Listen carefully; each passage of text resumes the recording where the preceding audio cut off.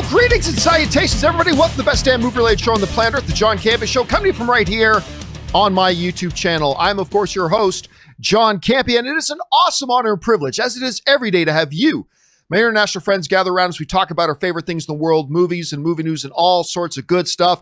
And I reach into that M&M bag of life, and we get the chocolate-covered ones. Mr. Robert Meyer Burnett is here, ladies and gentlemen. Robert, how you doing, sir? You know, John, I'm actually very excited to do this show.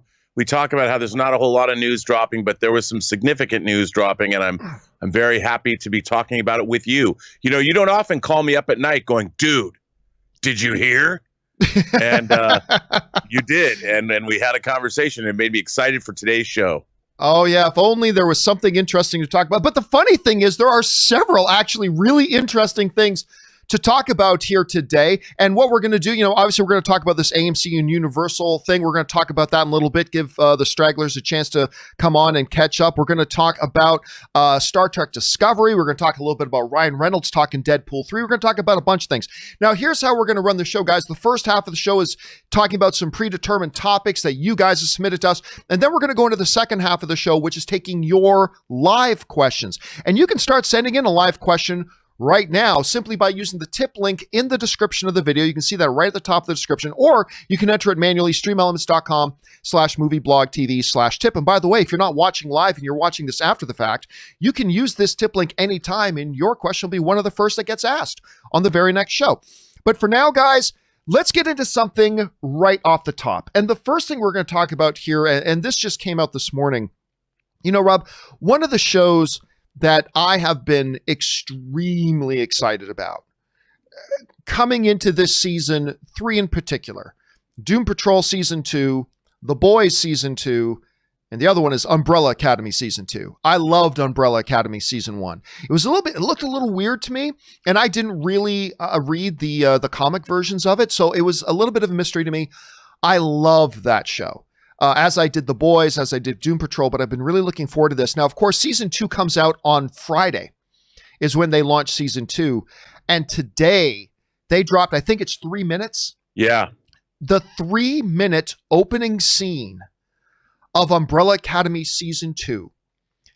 And all I can say is, holy hell, it looks awesome. It gives, first of all, it just launches, the opening scene of Season 2 just launches into this big battle sequence going on, and then it goes through each of the members of the Umbrella Academy getting a chance to show off their power in this battle sequence going on, and it's done quick, perfect music selection to go along with it. Listen, if I wasn't already completely stoked for this season, this would have taken me there. Guys, I don't know if you've had a chance to see it, but I highly, highly, highly recommend. I think, Rob, you said it's like the #1 trending thing on YouTube right now.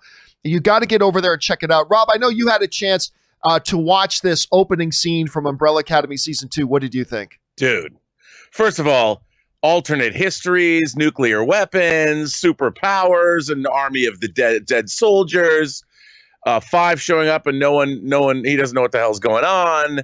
I don't think you could have had a better opening scene for this season. I mean, like you, I love the Umbrella Academy. I like the original comics, but I dare say the show might surpass them. And I love the casting of all the characters, and I'm just very invested in this show. And it's, you know, this between, like you said, the trifecta of The Boys, the Umbrella Academy, and the Doom Patrol, we are getting peak superhero television, peak comic book television. And it just makes me wonder about the possibilities. I mean, I hope somebody scoops up Howard Chaykin's American Flag, or I mean, I can't imagine what we're going to get after this, but man, I can't wait till Friday. You know what's really neat about that? I know we've mentioned this before, but when you look at those 3 shows, Doom Patrol, The Boys, Umbrella Academy, none of them are based on the high-profile, famous comic book characters. Nope. I mean, you can make well, Cyborg is in Doom Patrol. Okay, yeah, you can make that argument. But other than that, really, The Boys, these are not your prime, household name comic book properties, but these are the ones that are really killing it on television right now. And I absolutely love it. Question is for you guys. Have you had a chance to see this opening scene for Umbrella Academy Season 2? If you're not already excited about it, I think this little trailer spot, this little scene will do it for you. Jump down into the comment section below and let me know what you guys think. All right, guys. With that down, let's move on to our main topics today. And how do we select our main topics here in the John Campea Show? Well, it's really rather simple. You see, you guys come up with them by going anytime 24/7 over to www.thejohncampeashow.com/contact. Once you guys get there, you're going to see a form. Fill it out with your topic or question. It's totally free. Hit submit, and then maybe, just maybe, you might see your submission featured as a main topic here on the John Campea Show. With that down, let's get on to main topic number 1. And our first main topic today gets submitted to us by Peter Evington. And Peter Evington writes, "Greetings, film fans. I know we've talked about Deadpool 3 to death, but I wanted to see if you've seen the recent video that Ryan Reynolds put out today," this would have been yesterday, "regarding the mystery of who leaked the original Deadpool test footage that ultimately got the movie made. I know it's probably just something fun Ryan put up, which he does do on social media, but could there be more to it? Could it mean a Deadpool 3 may be on the way? Thanks." All right, thanks a lot for sending in that question, man. And listen, yeah, so what happened is, you guys may remember, it was about a year or so ago. Ryan Reynolds got on social media and kind of posted this. I guess the best way to describe it is like a theory board, you know, where you have pictures of different things with strings connecting them and all that kind of stuff. And it was him kind of mockingly asked, who leaked that original Deadpool test footage? Of course, there's a common theory out there that Ryan Reynolds himself was the guy who did it, but he's never affirmed that that's the case. Well, what happened yesterday, and it could mean nothing, it could mean something. Ryan Reynolds got on social media and posted not just that image, he posted this like 30-second video set to the theme of unsolved mysteries. It's a video montage set to the theme of unsolved mysteries, bringing up again who leaked that original footage. And of course, Ryan writes on his social media yesterday, "It's why the next Deadpool film is taking so long. Still trying to solve this. Who leaked the original thing? Happy leak-aversary." Of course, when that footage came out. Now, for those of you who don't know what that we're talking about here, if you remember, before Deadpool ever got greenlit, and there was still a question about whether it was going to get made. If it does, are they going to go PG-13? Are they going to go rated R with Deadpool? All that kind of stuff.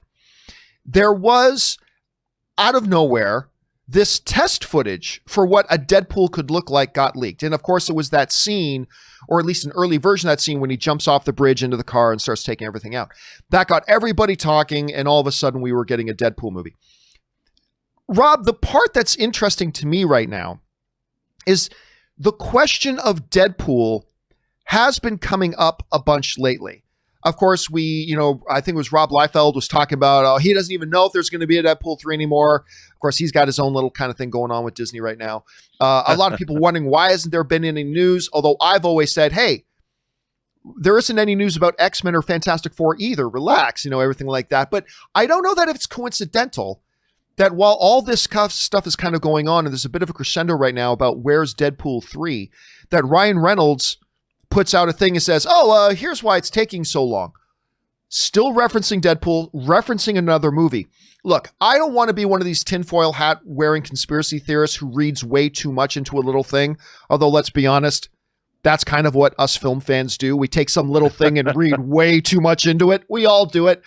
And at the risk of doing that here, I think I'm interpreting this little tweet that Reynolds put out as a little bit of a nod of the head saying, don't worry, guys.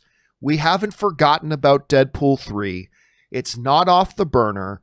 Just relax. Again, I may be reading way too much into that, but I think this is very subtly Ryan Reynolds saying to the fans, we haven't forgotten Deadpool 3. Don't worry. I don't know. Rob, you saw this thing. What did you make of it? And am I reading way too much into it? Which I do sometimes. What do you think? Well, Ryan Reynolds is very cheeky, and he really understands how to use social media.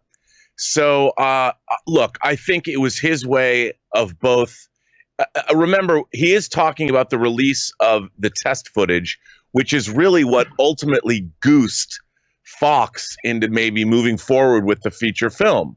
So maybe this little reminder could be a way to goose Disney or Feige or Marvel or whomever to remember, hey, you've got your lead actor promoting a movie and a franchise, a third film that doesn't yet exist. Perhaps we should get on it. Having someone like Ryan Reynolds out there, I mean, you can't pay for that kind of marketing.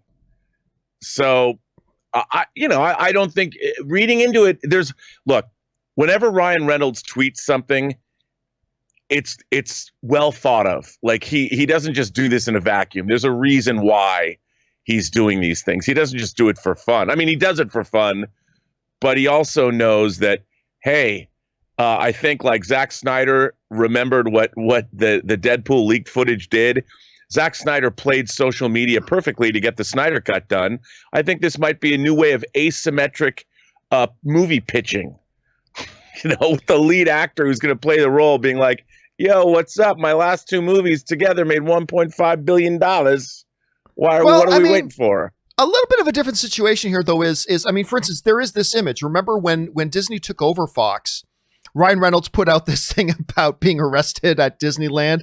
And then Alan Horn, the high lord almighty of all things movies at Disney, Alan Horn, the big boss there, he actually brought this image up at CinemaCon to talk about it. And then Ryan Reynolds, a number of months ago, also revealed on social media that he was going over to Marvel. He was at the offices and they were talking Deadpool and that they are developing some stuff. So it's not like this is in an empty vacuum. Like Ryan has already said in the past that, yeah, we've been talking to Marvel. We are working on stuff, blah, blah, blah. So I don't feel like it's as much as in a vacuum as some other things have been. Right. So I don't know. I guess the question, you raise a good point though. The question is for you guys. Do you think this was just simply a fun little tweet that Ryan Reynolds was putting out, which it very well could be?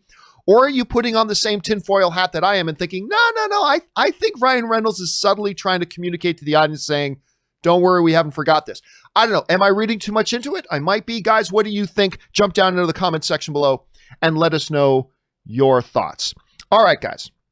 With that down, let's move on to main topic number 2. And our second main topic today gets submitted to us by Adam Victor. And Adam Victor writes, hey, John, so I come from a house divided. My wife does not like Star Trek Discovery, but I absolutely love it. Yeah, it's kind of like the John Campea Show house here.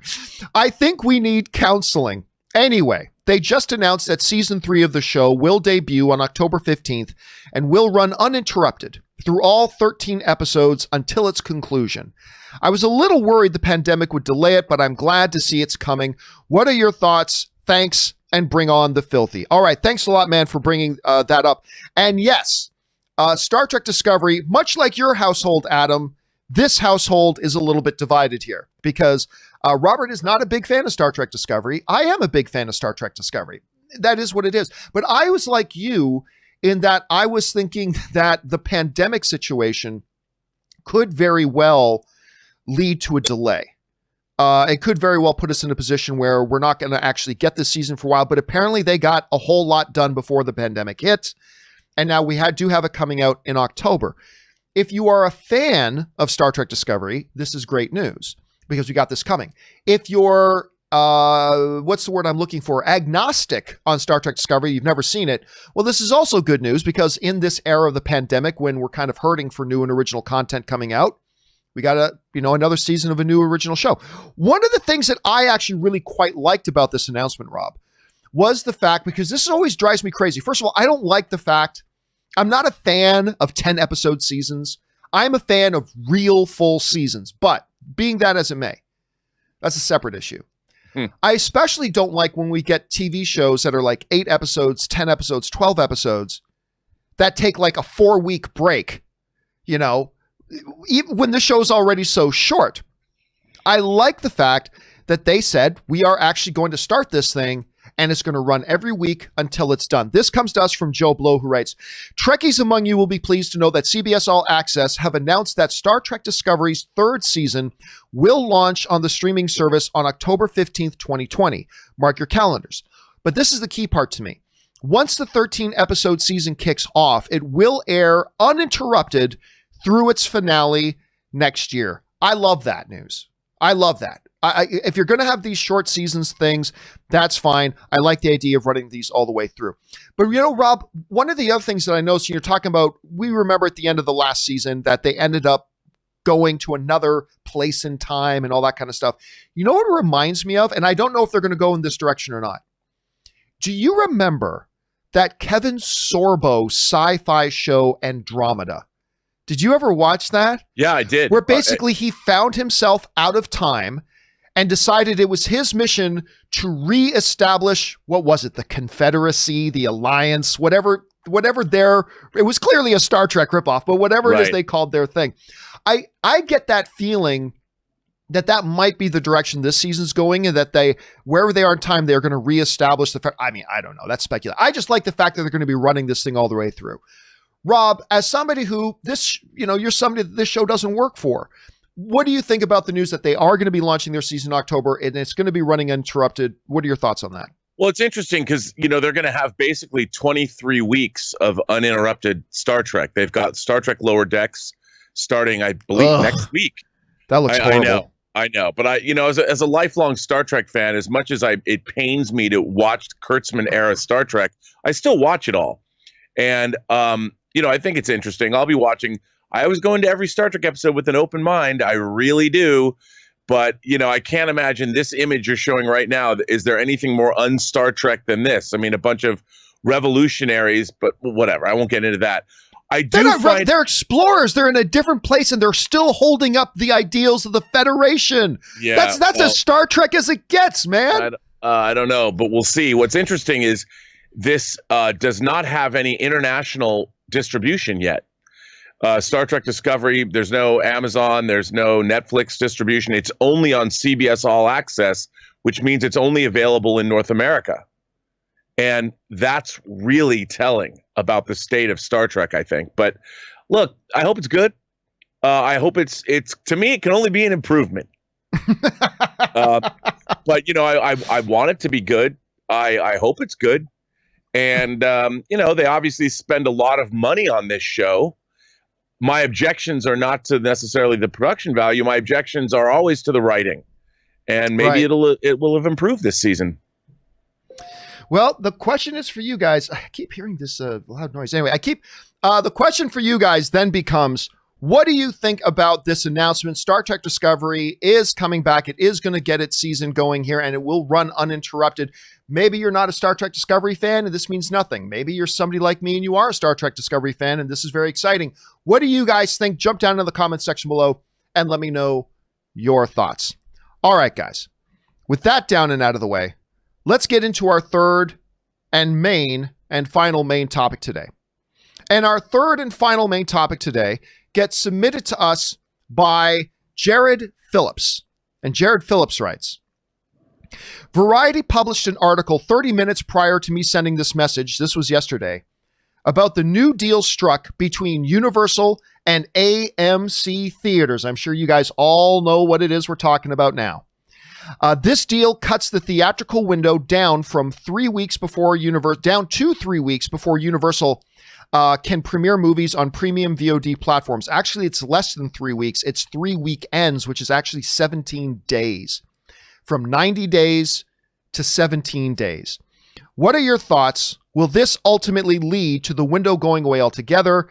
Thank you for always putting out great content. All right, thanks a lot for sending that in, man. And for those of you who may just be getting caught up, the news broke yesterday that AMC Theaters and Universal Pictures have signed a new agreement that basically says this. AMC will show Universal Pictures. Now, I got to correct myself on something here. Adam Aron, who is the CEO of AMC Theaters, when Universal put out Trolls World Tour on direct to streaming without consulting with the movie theaters, Adam Aron, and I showed the quote on the show before, Adam Aron said, "We will never show Universal films that follow this release strategy. We're never going to do it." And some people were reporting that, oh, AMC is just not going to play Universal movies. And I try to correct people, saying, no, Adam Aron said they're not going to show movies that follow this release pattern. Well, what I didn't see was there was another quote put out by Adam Aron that was more definitive, that said, no, we're not going to be playing Universal movies at all. So I stand corrected. I was relying on one quote from his, but apparently there was another quote that superseded that. So I stand corrected. So AMC was in a position where they said, we're not going to play Universal movies anymore, period. Well, now comes this news that AMC has signed a deal that they're going to play Universal films, and Universal will be able to go straight to premium VOD just 17 days after they release in theaters. Now, I understand for some people who aren't really entrenched in the movie world, that maybe that sounds, what's the big deal? That sounds kind of inconsequential. This is a tectonic shift. This is nothing short of a massive evolutionary tectonic shift in what the movie theater and the movie theater industry has been. Let's go over some of the details of what this deal entails, all right? Number one, AMC will be able to show Universal films in their theaters. That is, of course, a reversal of what Adam Aaron had said previously. So now they're back. Universal films can play at AMC. Point number two, 17 days after release or 3 weekends, Universal can now put those movies on premium VOD for a premium rental price. So probably looking at $20 to $25. So you're going to be able, 17 days after a Universal film plays in AMC theaters, Universal can make those films available on premium video rentals for like $20 to $25. Point number three, AMC theaters will then get 10% of Universal's VOD rental revenue from that movie. So if there is $100 gets made in rentals, AMC gets $10. If there's $1,000, AMC gets $100. If there's $100,000, AMC gets $1,000. You understand what 10% is. So number one, AMC can show Universal movies. Number two, 17 days after release, Universal has the ability to put those on PVOD. They don't have to do it after 17 days. Universal can wait longer, but we'll get to that in a second.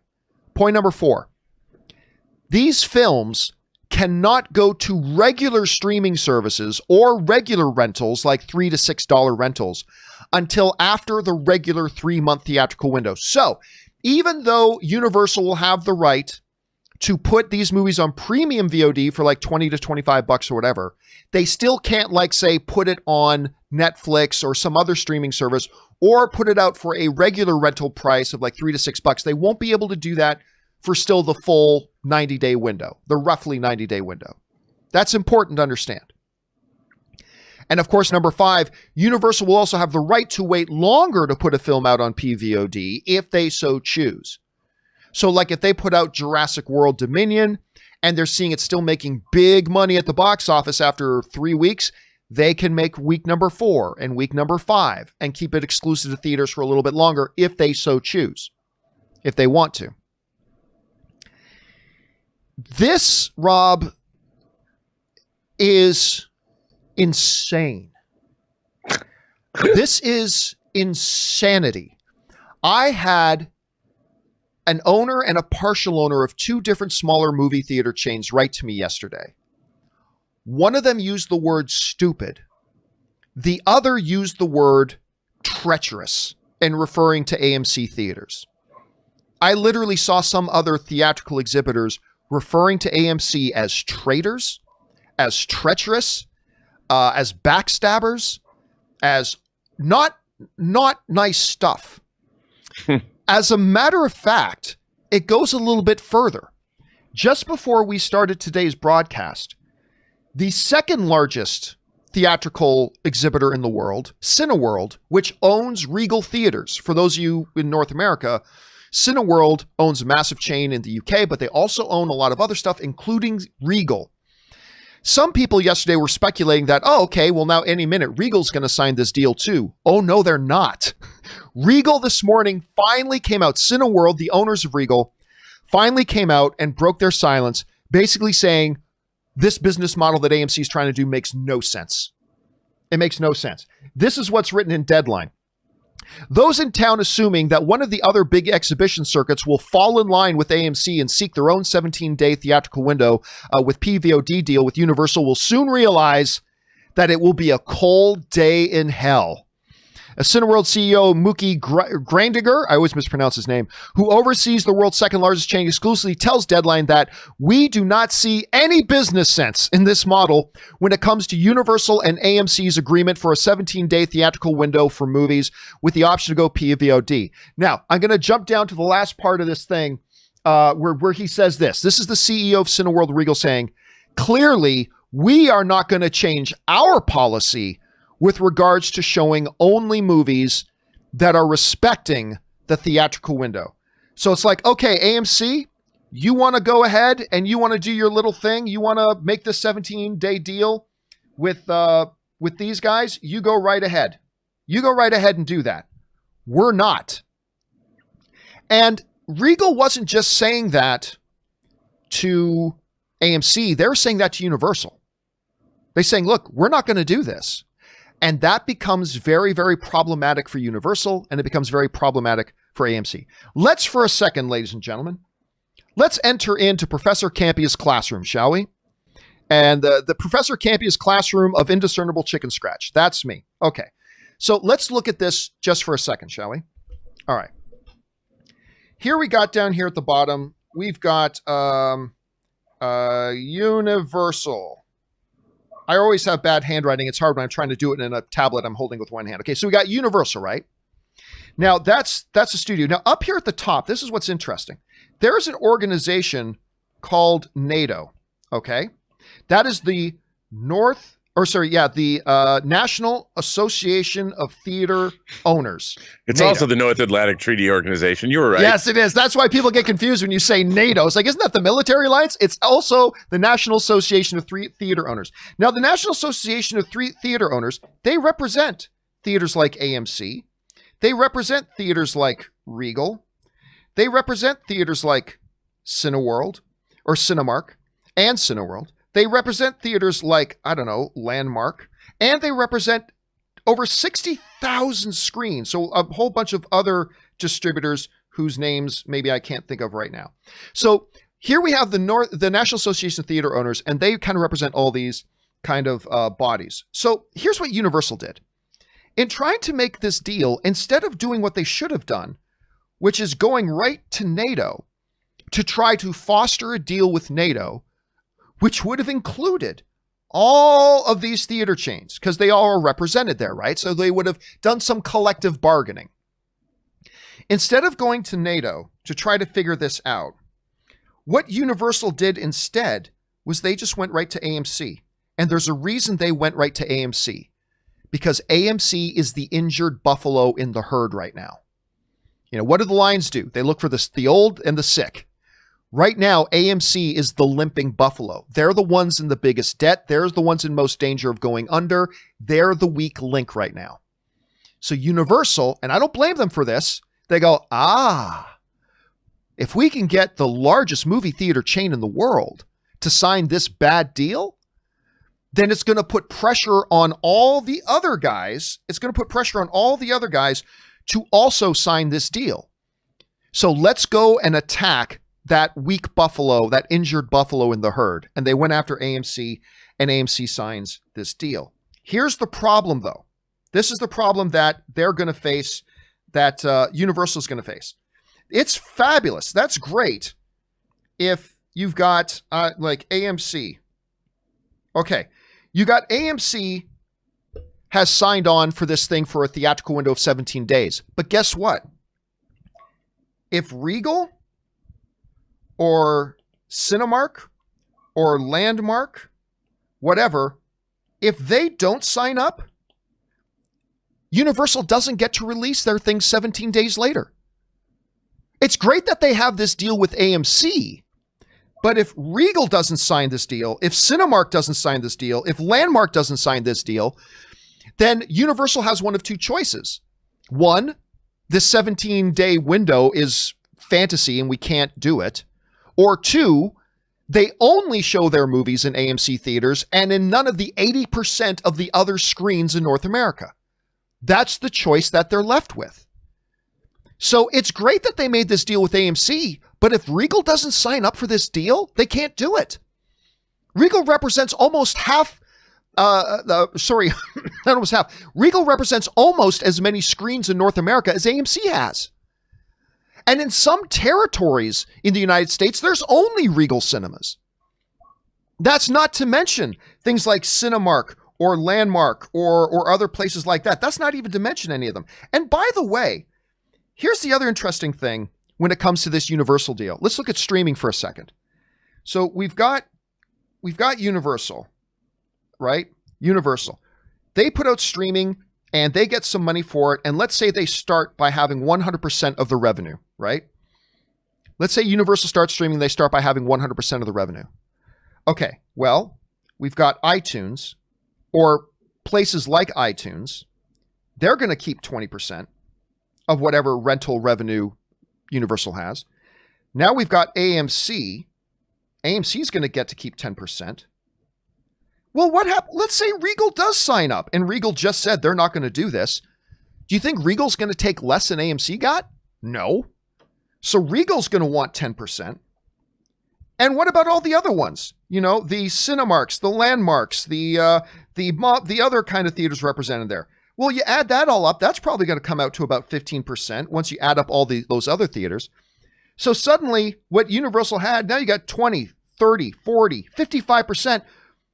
Now suddenly Universal is only keeping 45% of whatever rentals they were going to have on their movies. Maybe Universal thinks that's worth it, possibly. I mean, they could be looking at it that way. That is one way to look at it. But Rob, the main thing here is this. This is a deal. This is a shark that has no teeth. If these other theaters do not sign up for this deal, then this deal Universal made with AMC is frivolous. It doesn't mean anything. It's just a theoretical thing unless Regal and Cineworld, again, let's bring this up, Rob, because you're the one who pointed this out to me earlier today. Cineworld, you know, one of the biggest exhibitors in the world, the second largest, biggest exhibitor in the world, just said, no chance in hell. No chance in hell are we doing this deal. No way. So do you think Universal is going to put out Fast and the Furious only in AMC screens that only represent about 20% of the screens in the world? Not going to happen. Not going to happen. They're going to put them on Cineworld screens in the UK, on Regal screens in the US. And because they put them on those screens, they're going to have to honor the full theatrical window. Rob, one other thing is this. Adam Aaron, I'm becoming more and more convinced, is an incompetent boob, the CEO of AMC. Because before, when I thought he was just saying, we won't play Universal movies that don't respect the theatrical window, I'm like, okay, that makes sense. I get that. But now finding out that, oh, no, what he was actually saying is, oh, we're just not going to play Universal movies at all. It's like, okay, well, that seems rather impetuous. That seems rather knee-jerk reactionary and kind of putting your own back against the wall. And then making a deal. Now, listen, I get it. They are desperate. AMC is desperate. They're in financial trouble. I understand all of that. But if you take a vial of poison that will kill you in 2 days to solve your cough today, that makes you an idiot. And that's why everybody else, and dude, I tried to get a hold of the National Association of Theater Owners. I called their PR person yesterday. There was no answering the phone and their mailboxes were full because everybody's been waiting all night. I was waiting for Regal to respond and I was waiting for NATO to respond. Regal just responded this morning saying no chance in hell. And right now we're just kind of waiting on Cineworld or NATO to make their response. Rob, I remember when I was at AMC Theaters, when I was still working there, and I went out to their head main office campus in Leawood, Kansas. And one of the execs, I remember around that time when I was at AMC, there was the issue of maybe shrinking the theatrical window came up. I think one or two of the studios were trying to get the theatrical window shrunk from 90 days to like 55 days or something like that. And I remember one of the executives at AMC told me that were we to ever shrink the theatrical window, it would be catastrophic for the movie theater industry. That's what an AMC rep told me. An executive at AMC told me while I was working with AMC, if we were to shrink the theatrical window, it would be catastrophic for the movie going industry. And guess what? He ain't wrong. You suddenly put out movies that are like, that has a 17-day window, just 3 weekends. What's going to happen in weekend 2? The average film goer is going to go, oh yeah, we could go see Invisible Man. Oh, we only have to wait like another week and a half and I can just watch it at home. Okay. And then Universal, instead of getting a family of four going to go see their new, animated thing and making $70 off of box office revenue, they're going to get a family of four with another family of four getting it for $20 on streaming, $20, which they got to give 20% to the streaming service. They're going to have to give 10% to AMC, and they're going to have to give other percentages to other theaters as well. Anyway, just sticking from the theatrical thing, this will kill the movie theater industry as we know it. It will absolutely kill it. And my favorite thing in the world, the movie-going experience, is never going to be the same again. And that's why I think we're seeing places like Cineworld digging in their heels and say, screw that and screw you. I think all AMC has accomplished here has to make a lot of enemies in their own industry. I think they have pissed off NATO members. They've pissed off Cineworld and Regal. I've got other movie theater owners, like smaller movie theater things, writing to me, calling them treacherous and backstabbers. And for something that probably won't even come to pass if places like Cineworld maintain their position. And Rob, you look at this whole picture here. There are some ways of looking at it of like, oh yeah, this kind of makes sense from Universal's point of view. AMC is hurting right now. They're desperate for something, even if it kills them long term. But I know, Rob, you've seen this whole thing. What's your take on it? Well, I have to say, to be honest, someone brought this up to me when I was live on my own show yesterday, and my first response was, "Oh, this is a good thing," and I completely copped to saying that. And after I got off my show, I'm like, "Nah, it's not really a good thing," because I got to thinking, John, about being at the convention we went to last year in Vegas, and CinemaCon. Yeah, CinemaCon. And we're at CinemaCon. I actually spent a lot of time talking to independent theater exhibitors from across the country, people that had mom and pop theaters and theaters in more rural areas or in smaller towns, and passionate exhibitors who run these businesses. And when I got off my show yesterday, I couldn't help but think of them, who don't really have a voice in any of this. Some people have really been affected by the Fox deal, and that they can't get access to Fox movies to show, whether they're revival screenings or they just want to show it for a couple of weekends. If they want to show an Alien marathon or a Predator marathon or something, they can't get those things. So one, they don't have a voice in any of this, independent distributors. And two, like you said, I think this window is too small. I mean, ultimately, I see that the studios cutting out the middleman, and essentially exhibitors, movie theaters are the middleman. And I think ultimately that's what everybody wants to do. Like right now we have a population that still loves to go to the movies. But as we've seen with streaming, in 10 years, if they get rid of movie theaters, no one's going to care. There's going to be a new normal, and the studios don't have to give away any box office. And once people are used to paying $25 or $30 or even more for an SVOD release of a big movie, a $200 million movie, people will be like, movie theaters are cool while they lasted. That was a vestige of the late 19th and 20th centuries. I mean, they would love nothing better than to slowly wean the worldwide population off the movie-going experience. And I think one of the things that this pandemic has shown us is how, when people are at home, how they've turned to streaming services. I mean, obviously, Trolls World Tour, and we also saw, as you and I talked about, The King of Staten Island, other movies haven't done as well as they would have hoped going direct to SVOD. But that's only because we don't have a population yet who is used to looking for new movies and using this new thing. We're still all hardwired to think about movie theaters and then home entertainment after that 3-month window. So what I don't understand about this whole thing is I don't understand why AMC would make this unilateral decision when they did have collective bargaining. Why 17 days? Why not 30 days? Why such a short window?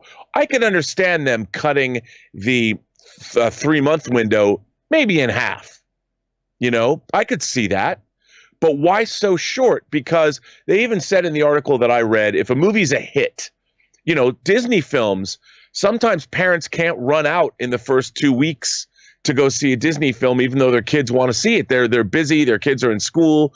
It's hard. So it's not until the third or fourth weekend that they finally get out and see the new Pixar film. I mean, Disney, as you pointed out to me yesterday, they had an $11 billion year at the global box office last year. $11 billion. That is not chump change.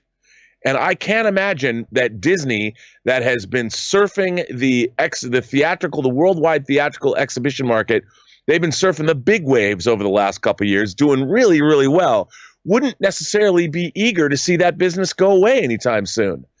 And now, would Disney suddenly, is every studio, the ones that are left at least, are they all going to be pressured to accept this? And I wonder, I mean, wouldn't you rather make $11 billion at the worldwide box office before you put your movies on a streaming service? I would think you would. So, and I know the movie theater chains would want to do that. And I think the ecosystem as it exists currently is a good one. It's worked. It's been certainly working for Disney, and Universal's no slouch in that department either when they release a Fast and the Furious movie or a Jurassic Park film or even a Blumhouse movie. They're picking up some nice change on an $8 million movie like The Invisible Man. They did very well theatrically. So I understand within the confines of this pandemic and changing models, economic models, how it could seem to be something good. And AMC, we all know, has a $5 billion debt. They just had their debt, their lenders give them some more time, some more credit, which is a good thing. But it just seems to me like it's never good to make these decisions when you are in trouble. And that's when predatory people come in and say, hey, here's a life preserver. Do what we want, even though it might not be in your best interest in the long term. I just think it's short-sighted.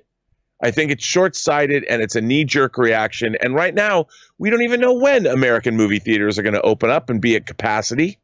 So I think this is Universal taking advantage, and it's AMC needing help. And the fact that everybody else was cut out, it's not a good move all the way around. And it's not just because I like going to the movie theater. You just used the phrase. It's short-sighted. It's incredibly short-sighted. Now, look, you and I have talked about this before.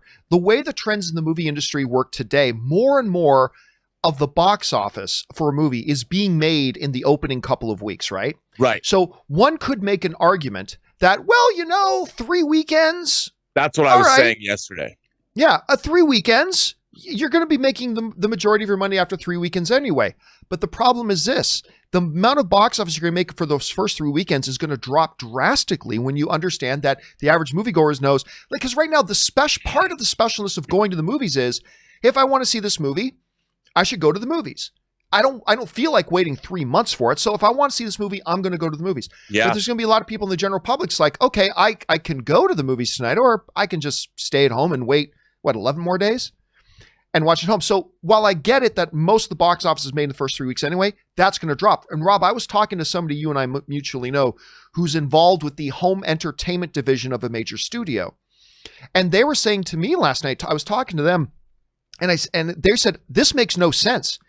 He said, look, talking about home theater distribution for the major studios, we can't make $1 billion on a movie in home exhibition. We can't do that. No. Like we're not going to be able to accomplish that in our thing. So I don't know how this makes any sense. Rob, I wanted to bring up one other thing here. Speaking about what you were saying about it being short-sighted. Well, Variety wrote another article on this debacle. And Variety wrote the following, and I thought this was a poignant thing that they pointed out. By the way, part of the thing they point out is that Disney doesn't want to do this because Disney is making money hand over fist, having a strong, healthy theatrical schedule and having their own streaming thing. And they see if you do it right, you're going to make money on both. Yeah. But the Variety article goes on to say this.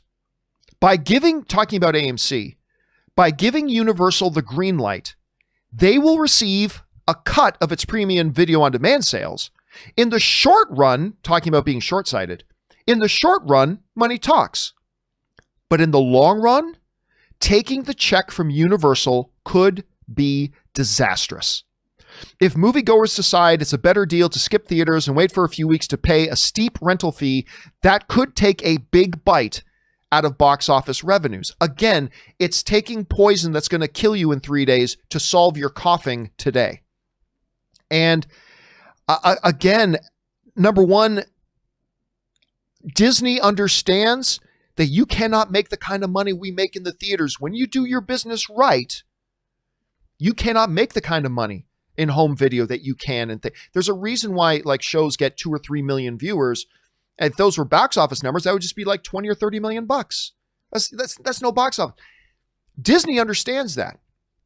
But from, again, AMC, we're only seeing the tip of the iceberg, Rob, and I want to acknowledge this.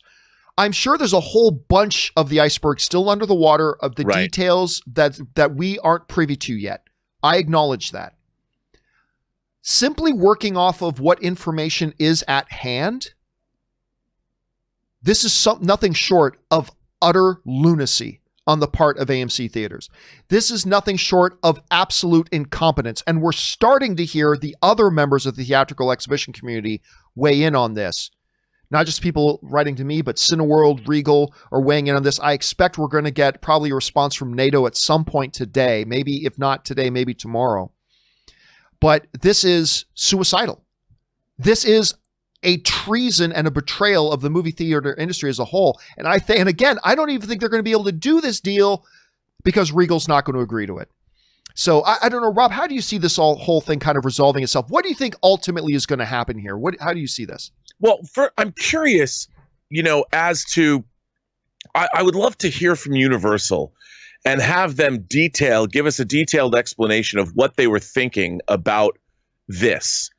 And I guess I just don't know where they're coming from, aside from the obvious that, well, 3 weekends is how most movies are performing now anyway. And what we were talked about, I don't understand why they would think that the 3 weekend rule and how much money movies make in those 3 weekends would hold out if people knew they were going to be able to see movies at home in 3 weeks from now. Why would a family of 4 go out to the movies at all if they knew that a big movie they wanted to see, whether it was a Marvel movie, whether it was a Star Wars movie, whether it was an animated film, a Pixar movie, whatever, why would they go at all to the movie theaters if they knew they were coming home in 3 weeks? There's no reason for families to go out. And, you market to kids and kids are like, I want to see The Incredibles 2. I want to see The Incredibles 2. When I was a kid, I was a broken record till my parents would have to take me opening weekend. Otherwise, I'd go insane. So, you're going to the whole idea of marketing big movies is like, who are you marketing to, if not the entire general public? But if the entire general public knows that movies are coming home anyway, I guess people would why would you ever go to the movie theater? Remember, the people that turn out that are big movie fans is not the majority of the population. The majority of the population you get in the long term.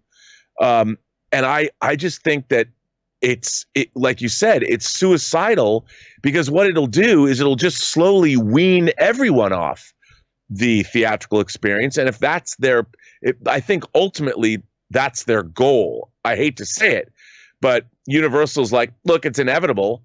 Why don't we just be the first ones to jump head first? We did that with Trolls World Tour. Why don't we just do it? I mean, maybe they're looking at some AI long-term projection of movie theaters or something, but especially now with this global pandemic. But I just think that I like you said, I think it's suicidal. Yeah, I just, again, and we're hearing other movie theaters now coming out and commenting on this move. And there's one other thing, too, to point out in this. Look, I get it that from a consumer point of view, we always want things for free, or we want things for as absolutely cheap as possible. And we are consumers. Of course we want things for as absolutely cheap as possible, right?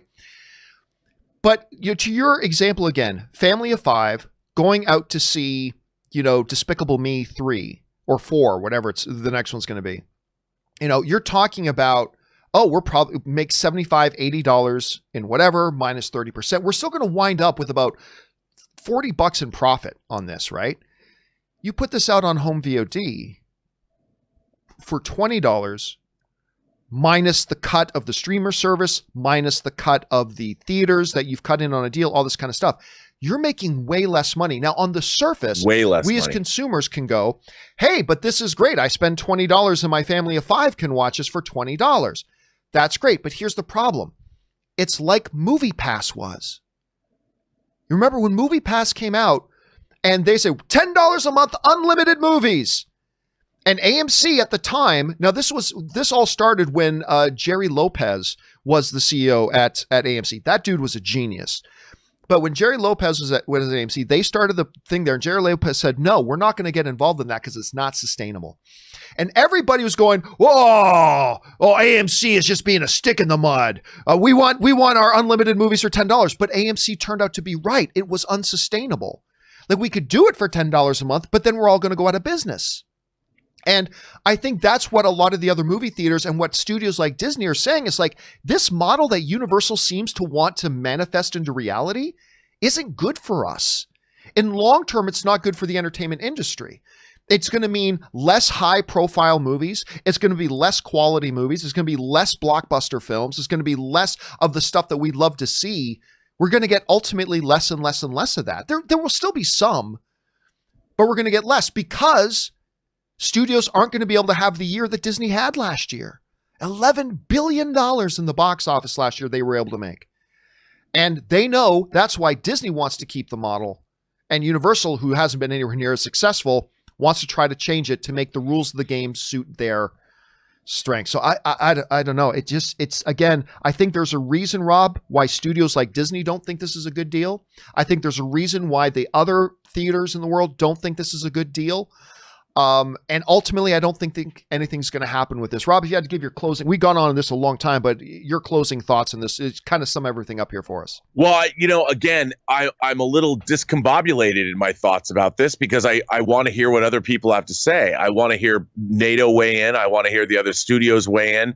I'm sure Disney's going to prepare a statement because everyone's going to want to know, is Paramount, is Warner Brothers, is Disney going to follow suit with this? And I really don't know. I maybe we don't have all the information yet, but right now, at first I thought maybe it could be a good thing. Now I'm just like, no, it's not good. Not good, John.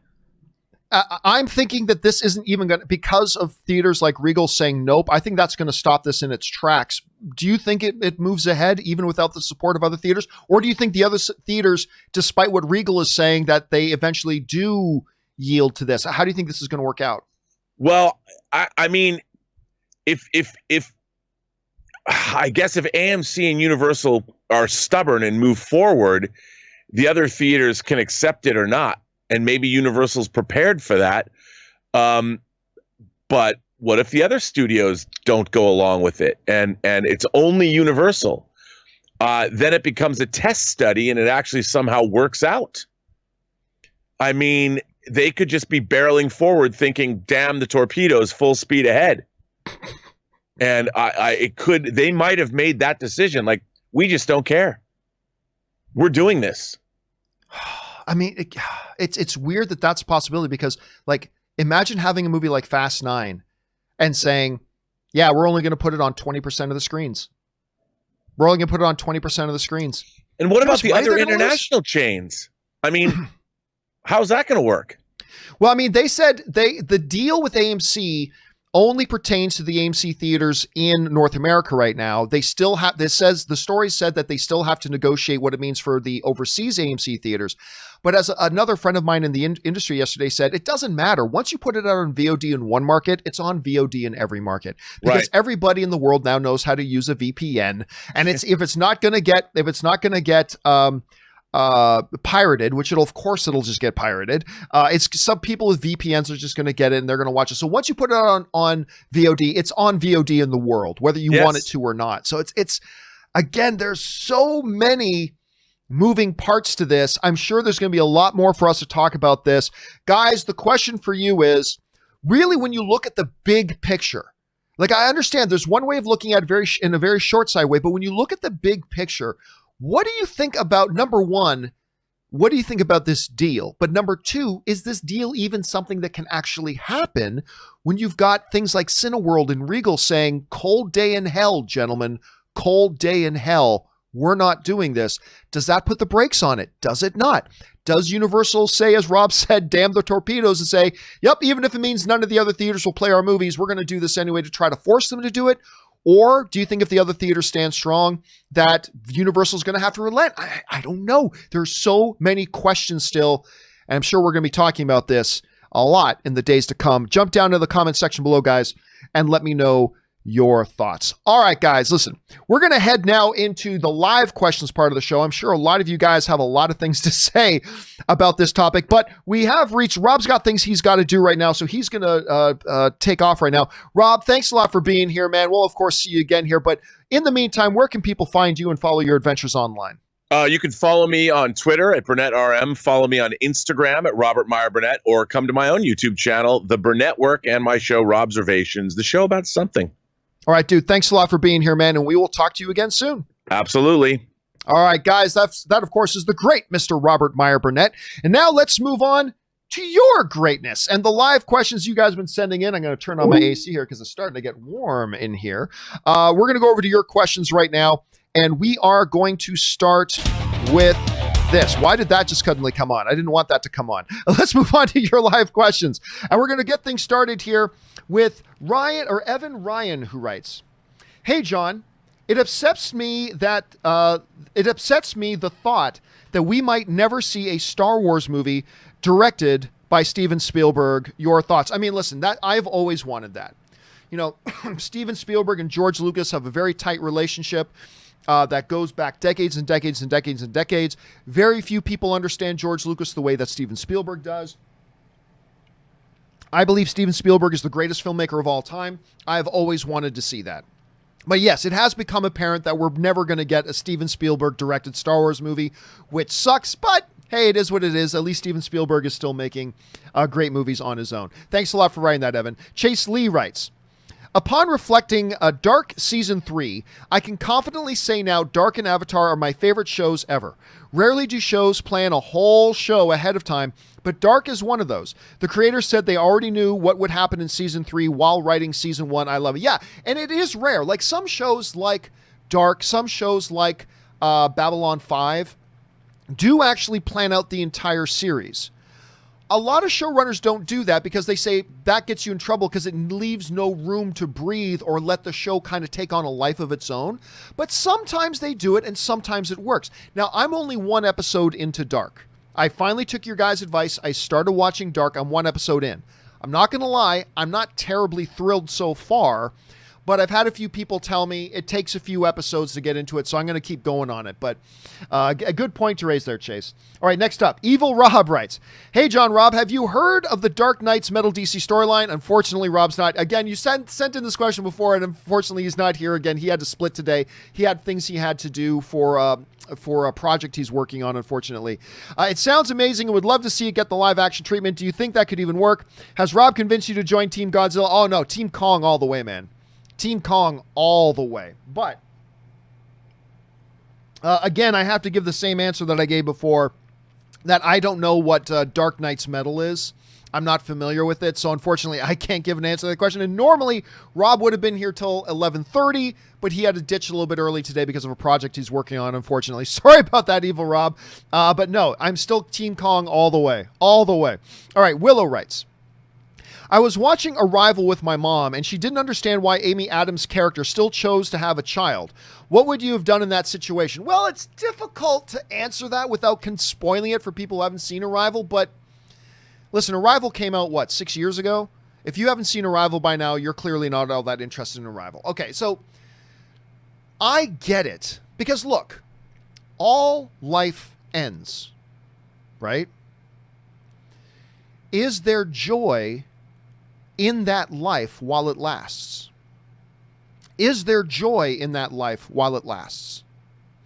And ultimately, that was kind of my takeaway with Amy Adams' decision, and what ultimately how Arrival resolved was, I thought it was the decision that the joy that life gave outweighed the pain of the ending of that life.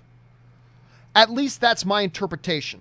We could talk to Denis Villeneuve, who directed the film, and he may say there was a totally different interpretation. That's fine. But that's kind of the way I see it, Will. That's just kind of the way I see it. Good question, though.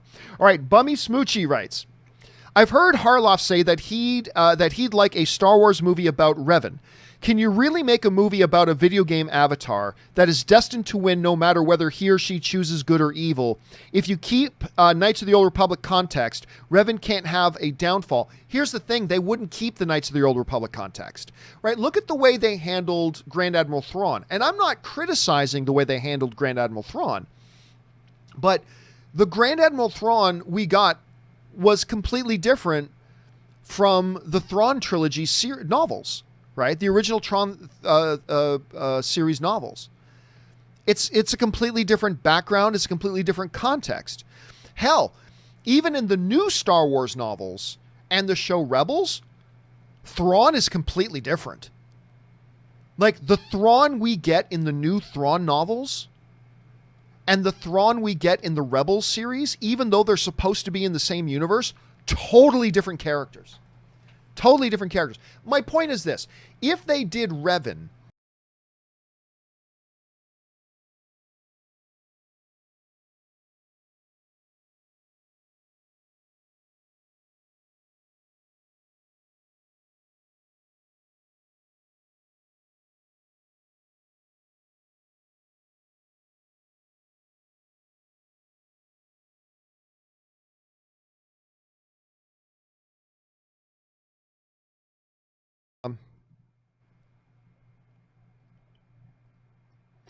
okay, 1 second. Are you guys able to still hear me? Checking to see if you guys are still able to hear me. I'm not really sure. Are you? Can you guys confirm if you're able to hear me or not? Sorry, we had a little bit of a problem here. 1, 2. All right. Saying I can see. Yes, you guys are saying you can hear me. Okay. I don't know what happened there. It's like everything went dark for a second, and it's like the computer did a quick reboot. But okay. We're back. We're back. That's the important thing. We're back. But where are my questions? Let me get my questions back here because we may be having a little bit of difficulty. Let me see if I can get this all reset back up here. Sorry for the trouble here, guys. I apologize. And I'm seeming not being able to get the questions back up. All right. Well, until I can get this mystery solved. Oh, there we are. I got the questions back up. There we go. Okay, some weird stuff going on here. That's technology, guys. Let me see. And it's kind of flickering a bunch. So I don't know what's going on. It's flickering. And I don't know why. You know what, guys? I'm just going to take the questions off screen and I will just read them because I'm going to try to make the distractions. I don't know what happened there. We just had a massive technical glitch midstream. Don't you love technology? Anyway, but getting back to the question here at hand, is that, if they did do Revan, expect them to change his background story and expect them to they'll take the character, maintain the character as true as they can to the personality of the character, but they'll totally change the context in the story. That's what I think they would probably end up doing with it. All right, Mike C. writes, hey, John, are you planning on playing Ghost of Tsushima, Ghost of Tsushima. I always mispronounce it wrong. It's kind of like a mashup between Red Dead and Assassin's Creed, but set in feudal Japan. I'm loving it so far. Amazing gameplay, great world to explore. All right, thanks for sending that in, man. And I'll tell you what, I'm actually not planning on playing that. I'm not personally planning on playing that. And I think the reason I'm not planning on playing that is because it is primarily mostly, almost exclusively, a console game, and I am terrible at console games. I'm terrible. I'm gonna see if I can get away here to get the if I can get this back up on screen, guys. Give me a second. Yeah, I'm absolutely brutal when it comes to console games. I simply can't use a console controller. I mean, I want to be able to use a console controller, but I simply cannot. I wish I could, but I can't. And that's just kind of the reality of me being me. I am terrible with console controllers, and no matter how hard I try to play the games and use the consoles to do it. I just really can't do it well. So yeah, there's that. Sorry about that. Okay, let's move on to our next question here. And I'm going to bring up full screen here. Our next question comes to us from, where are we at? Mike C also writes part 2. Also, I thought of an idea that I at least think is cool. What about a dynamic aspect ratio TV? The TV is normally set at 16:9, but when you watch a film, the TV widens to 2.39. And if you watch an older series, it narrows to 4.3, no more black bars. That seems to me like an awful lot of trouble for no good reason. Like, do you know how expensive it would be to have a television that physically, like if it goes to widescreen, the physical television stretches out physically to a whole different aspect ratio? That seems to me to be really, really prohibitive. And then when it wants to go to a 4:3, the sides shrink in, like the physical television shrinks this way and it climbs a little bit tall. I think that would be incredibly cost prohibitive and really solving a problem that doesn't really exist. So I think that would be problematic, Mike. I got to say, I think that would probably be kind of interesting thinking, but I think it would be a little bit problematic. All right, next up here, Chris Shobris writes, "Hey, buddy, hope all is well. Thank you so much, man. But can we just take a moment to appreciate the career of Jon Favreau? What that man has done for film and now TV is nothing short of amazing. Elf, The Jungle Book, The Lion King, which I loved, and now The Mandalorian." Yeah, listen, Jon Favreau, you know, I'm working on a documentary right now, and it's brought up in the documentary that, you know, before Iron Man, more specifically, before the trailer for Iron Man at Comic-Con back in 2009, I can't remember when it was, Jon Favreau was primarily known as an actor and all this kind of stuff. But when that trailer dropped, all of a sudden, Jon Favreau was better known as a director. And he is still, I still think he's a good actor. I like seeing him in things. But you're right. He is a great director. He's a visionary director. I think he should be the next guy, honestly, as a executive, as a producer. I think Jon Favreau is the right guy to take over Kathleen Kennedy's job and be the next head of Lucasfilm. You know, he's just done such an incredible job as an executive over The Mandalorian, as a producer over The Mandalorian, not directing it himself, but instead he gathered in the right group of directors, made sure he passed on his vision to them. You know, Dave Filoni said, "I needed Jon Favreau here to teach me because I know nothing about making this." This was Dave Filoni saying this in the Mandalorian series. "I don't know squat about making live action. I have no idea what I'm doing. Thank God I had Jon Favreau here to mentor me." I mean, that's what you want in an executive running something, right? So I think he should be that guy. And yeah, he needs to be more appreciated than he even is. All right, Michael C. writes, "The only reason HBO Max and Peacock are not on Roku right now is that they don't think it's worth the price Roku is asking. That seems like a sound business decision." It's not. If they have a show people want to watch, people will get the channel another way. Really? I think the facts have proved that that's not true. It's like a brand new, you know, in Las Vegas, there's a brand new football stadium they're just finishing building right now. It looks amazing. But it's like them saying, "You know what? We don't like the cost of electricity. We don't like how much electricity costs. We're not going to have electricity. We'll just try to play our games in the daytime, you know, so we don't have to pay for electricity." That's idiotic. I mean, that's the cost of doing business. And, you know, it's saying, "Oh, you know, they're fine without it." No, they're not. Look, HBO, the reason HBO made HBO Max was to get a whole new influx of new subscribers and new money and new lifeblood and all that kind of stuff. They were hoping for like a 25% jump in their HBO subscriptions. What did they get? 5%. 5% growth. You think they went through all of that with developing HBO Max and doing all this kind of stuff for 5% growth? No, man, they wanted way more than that. You think Peacock wanted to launch with like 1/10 the launch numbers of a Disney Plus? They didn't want that. They were barely had bigger launch numbers than Quibi. And if you don't think not the only reason, but if you don't think that one of the major reasons that HBO Max had such a sluggish start and that Peacock had such a sluggish start, if you don't think one of the main reasons, not the only one, but one of the main reasons for that sluggish start isn't because of the fact that they aren't on the two biggest streaming platforms in the world, Roku and Amazon Fire Stick, that's not good business. Yeah, it's going to cost you a little bit because Roku and Amazon Fire have spent hundreds of millions of dollars over the years building that platform that you now get to come in and put your content on. And yeah, maybe they're asking for a bit of money, but that's the cost of doing business. Just like the new stadium in Las Vegas has got to pay for electricity. You may not like the price of electricity, but that's the cost of doing business.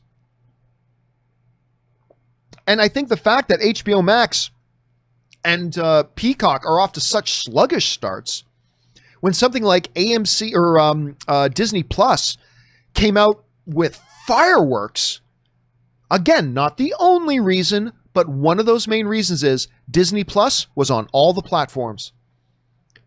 And HBO Max and Peacock weren't on the two biggest the two platforms that represent 70% of streaming. 70% is represented in Roku and Amazon Fire Stick.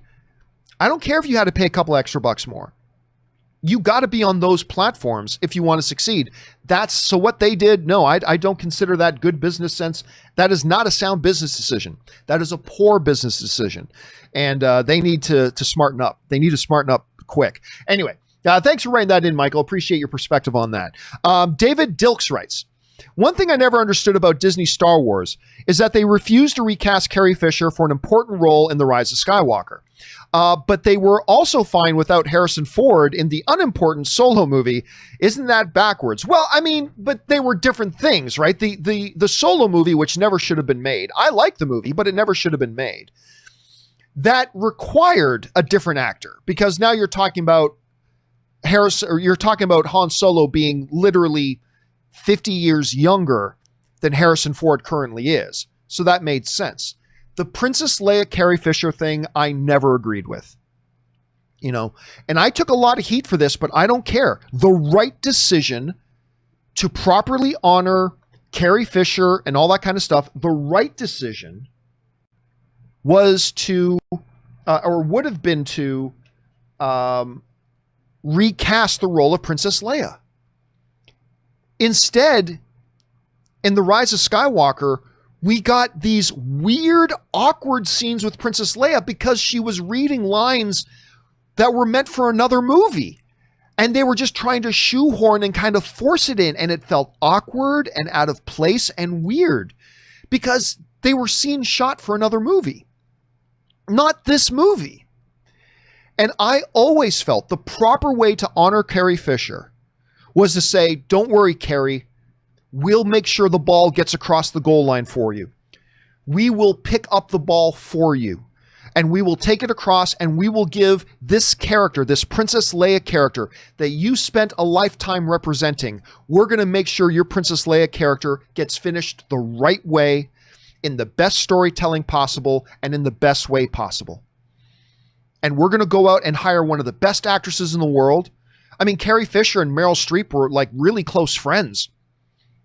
I'm just saying, or somebody else, whatever, and make Princess Leia's character relevant to the movie with dialogue and scenes that were actually written for this movie. I still feel that would have been the best way.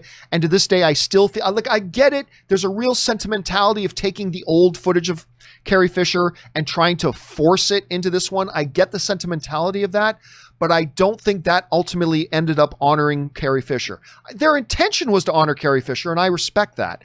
But ultimately, making awkward scenes with Princess Leia wasn't the best way to honor Carrie Fisher. The best way to honor Carrie Fisher is to say, you know what, in your name, Carrie, we're going to honor this character you spent a lifetime representing, and we're going to make sure this character gets across the finish line. Don't you worry, we got your back. That would have been the best way to me to do it, but they went another way. And you know, different people have different opinions on that, and I respect that. All right, next up. That was David. Next up, Major Tom writes, pardon me, guys. Hey, John, hope things are well. Here's my guilty pleasure movie of the day, Double Dragon, with Robert Patrick, his hairdo in the movie, and Marcos Dacascos. The movie is insane. Good? No. Crazy? Yeah. Robert Patrick steals the show in every, I got to tell you, that is, you know what? That is a great definition, Major Tom. That is a great definition of a guilty pleasure movie. Because you know what? To call something a guilty pleasure means that you're acknowledging a lot of other people don't like it. That's a guilty pleasure. You're recognizing, hey, a lot of people don't like this, and they probably don't like it for good reasons. But it still means something to me. See, my guilty pleasure is Armageddon. Everybody bashes on Armageddon, and I get why. I do. I get why people bash on Armageddon. I do. But it doesn't change the fact that I love it. I love Armageddon. And so I proudly call that movie a guilty pleasure. I know a ton of people don't like it, and I recognize that there's good reason that they don't like it, but it still does for me. That's a guilt. See, some people, they say, I got a guilty pleasure movie, and they mention like an Academy Award winning movie. It's like, that's not a guilty pleasure. A guilty pleasure is one that, a lot of people don't like, and even you would acknowledge there's a lot of reasons not to like it. So I respect your choice there, Major Tom. I respect your choice. All right, next up, Ben Rayner writes, and Ben sends in $20. Thank you so much for supporting the channel on that level, Ben. I appreciate that, man. Ben writes, hey, John. Well, yesterday I finally watched Serenity. Excellent, excellent, excellent movie. For the first time, I've seen Firefly before, but never saw Serenity. And wow, it was great. Fun and epic, a great villain, and through themselves were awesome and fun like always. Loved this film, 8 out of 10. Dude, I loved that movie, Serenity. One of the great things about Serenity was you could watch Serenity even if you had never seen Firefly. You get a lot more out of it if you had seen Firefly. But even if you hadn't seen Firefly, what Whedon did with that movie and the way he set it all up, that, hey, he understood if you watch the show, you're going to get so much out of this. But even if you've never seen Firefly, you can still watch this movie. It was fresh. It was original. It was one of the best sci-fi movies I've seen in the last 15 years. I love that movie. And it introduced me to one of my favorite actors in the world, Chiwetel Ejiofor, who played the operative in that movie. He was one of the best on-screen villains of the past 15, 20 years. Seriously. I remember talking 2 or 3 years ago about like my top 5 or top 10 when I had done stuff like that, like favorite movie villains of the past 20 years. And I put Chiwetel Ejiofor as the operative on that list. He was so menacing in that. And one of my favorite Mal lines, one of my absolute favorite Mal lines, Captain Mal, he's like, he's saying he's going to go on this rescue mission, but he turns to the girl and says, now listen, if I'm not back in 15 minutes, you come rescue me. I mean, it was so beautiful. Fillion delivered that line so great. I love that movie. Guys, if you've not seen Serenity, do yourself a favor. Go watch what good storytelling can do in a sci-fi movie, even one that has a really low budget. It's fantastic. I absolutely freaking love Serenity. I'm glad you had a chance to see that, Ben. All right. KHMPH writes, John, I recently found your channel and I can't stop watching. Oh, thanks so much, man. Just good to have you here. I've been doing a deep dive into your previous vids. You are awesome. Thank you so much. You've mentioned you're a fan of the series Supernatural, insanely. As a fan, how do you think the series should end? Well, yeah, I love Supernatural. I have followed this show. I think I got on board with it when it was in season 3. I think Supernatural was into season 3 when I started watching it. And it just hit all the right buttons for me. Like I really had fun. The key thing for me about that show is my favorite thing about the show isn't even the stories that they've got going on season to season. Although I do like the stories. I just love the characters. I just love tuning in every week and hanging out with Sam and Dean for an hour. And whether it's Sam and Dean and Castiel, or Sam and Dean and Crowley, or Sam and Dean and Bobby, or Lilith, or whatever, or Chuck, I've just really enjoyed hanging out with these characters. Now, last season, the season finale was the first episode of Supernatural that I truly hated. I hated the season finale last year. And I don't like what they're doing with Chuck this year. You know, you had Chuck as this one way all 14 years, and all of a sudden you changed what you're making Chuck, and that did not sit well with me. I still don't kind of like. I'm enjoying this season, even though I don't like what they're doing with Chuck. How should it end? I think it should end with the story not ending. I think it should end with the story not ending. I think we should get to a place where they resolve their issues with Chuck, whether, you know, they bring Chuck back to the good side or whether something, I don't know. But there are still monsters in the world, and it's still their job to go out and fight monsters. That's where I don't want it to end with a happily ever after. Like, I want a happy ending, but I don't want it to be and now Sam and Dean go and live in Hawaii and just hang out on the beach all day. It's like, no, the mission goes on. We're still going to fight monsters, and that's where it ends. I would love for them to do that. That's how I would like to see it end, but we'll see what the storytellers have in mind. All right, thanks for that, KC, and thanks for being here, man. All right, Ryan Lohner writes, if you're wondering where you know Dark's theme song from, it was used in one of the best scenes of Breaking Bad in season 4 finale. About all I can say without spoilers, it was pretty neat to discover it actually has lyrics. I'll be honest with you, I did not recognize the music in Dark. I didn't recognize, so I had no idea it played elsewhere. And listen, I'll be honest with you too, other than the main theme, I can't remember any of the music from Breaking Bad. I don't even remember the names of episodes for most shows. Of course, I remember The Fly, but I do not. But I'll tell you what, though, thanks for throwing in that little bit of trivia. I will keep my ears open for that moving forward. Thanks for that, Brian Lohner. All right, next up, Murray Reich writes, will Regal and other big chains protest AMC's move on Universal? Well, we've already seen that, haven't we? We've already seen that. Because this changes the scope for movies forever. What happens when theaters can't take some profit from certain movies like Star Wars in the first 2 weeks? This is something to be concerned about. You know what, Murray? You raise a great point that I didn't discuss earlier. Like right now, like movie theaters only keep a fraction of what the box office makes. In the first week or two, they make an even smaller amount. Like sometimes movies come out where the movie theaters don't keep any of the box office for the first week. That's not normal. It's not normal. But there are times when a big movie has come out and the theaters get to keep 0% of the box office for the first weekend. Sometimes it's like 10% they get to keep the first weekend, 15%. Now, by the time a movie gets to week 5 and 6, the movie theaters are keeping 50, 60, 70% of the box office, but hardly anybody is going to see those movies in weeks 5, 6, and 7. You know what I mean? So if we're saying the theatrical window is only going to be 3 weekends, well, what does that do to the box office? Like, do the theaters still only keep like 10, 15, 20% of the opening weekend of the box office? Well, if you're only going to have your thing open for 3 weeks, what does that do? Again, it is another reason why. And for those of you who missed us talking about this earlier, Murray's asking, won't other theater chains chime in on this? They already have. Cineworld, the owners of Regal, they're their own major cinema chain, but they also own Regal here in North America. They've come out and said, cold day in hell. This business thing that AMC is trying to do with Universal makes no sense. We do not see any business sense in this model that AMC is trying to do. So we're already seeing them reply. Like I said, I kind of expect that by the end of the day, and maybe they already have already, but I'm just kind of caught in doing the show right now. By the end of the day, or maybe by the end of tomorrow, I think we're going to hear a lot more people in the theater industry speak out about this. I'm certainly anticipating a response from NATO.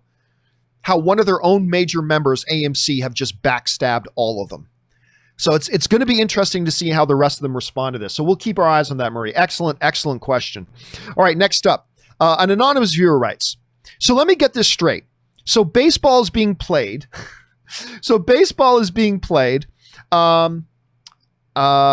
Despite not being in a bubble like the NBA is. They then get a team that had 14 players test positive, which affected a couple of teams' schedules. But theaters can't reopen even with all the safety guidelines in place. Hey, listen, you know my position on this. I believe that while there's no way to eliminate risk, I believe with a cooperative public, that there are procedures and safety protocols you can have in place that greatly reduces the risk of going into a restaurant or going into a movie theater or going into whatever, right? I believe there are ways to do that. Now, look, I still want everybody to be safe. And if there are areas that the outbreak is super bad, that you're not even opening restaurants or anything like that, okay, maybe not be in theaters. But I think if you can be in a restaurant, you can be in a movie theater if you're following the right safety protocol. So I agree with you on that, man. I totally agree with you. Like if you're having baseball, why can't you have this? Anyway, so yeah, I'm 100% with you on that, man.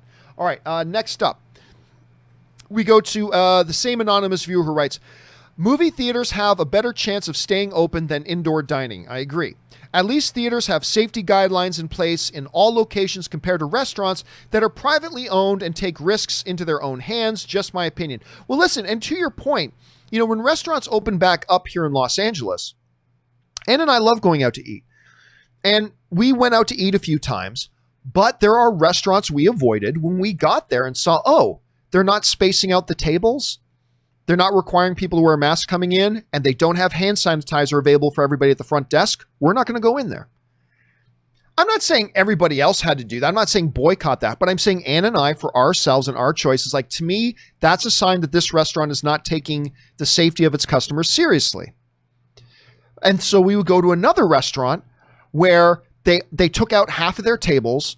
They distanced the tables like 6 or 7, 8 feet apart sometimes. They required us to apply hand sanitizer coming in. They required us to have masks on when we entered and whenever we weren't at our table. And they took a temperature check. They pointed the old temperature laser gun to our heads, took a temperature check of everybody coming in. Again, that doesn't eliminate the risk, but it reduces the risk significantly. And so Ann and I would avoid bars or any restaurant that showed they weren't taking this seriously. And we would go to a restaurant. And we only went a couple of times, but we would go to a restaurant that showed they were taking it seriously. That's just our choice. And if movie theaters open back up, if a movie theater does not show that they're taking this thing seriously and not taking safety protocol seriously, I'm not going to go to that theater. It's just that simple. I'll travel. I'll get in a car and drive somewhere to go to a theater that is showing that they are taking it seriously and they're going to take the right safety precautions. Otherwise, I'll wait. But that's just me. Everybody else is going to have their own sort of thing, but that's kind of my my approach to that, Anonymous. Thanks for writing that in. All right, REA writes, hey guys, yesterday you mentioned The Mandalorian getting Emmy nominations, which is an amazing thing for us genre junkies. I'd also like to hear your thoughts on Watchmen getting 26 Emmy nominations. Thanks and stay safe. I'll be honest with you. I'm not... now, there were a couple of big nominations. For instance... Jeremy Irons got nominated for Best Actor in a Limited Series. And I believe also got Best Lead Actress in a Limited Series. So those ones are impressive. Here's the thing. I was stunned when I found out that Netflix got 160 nominations. HBO got 106 nominations. I think it was 106. Point is, do you know how many categories there are? I mean, it seems like there's over 100 categories.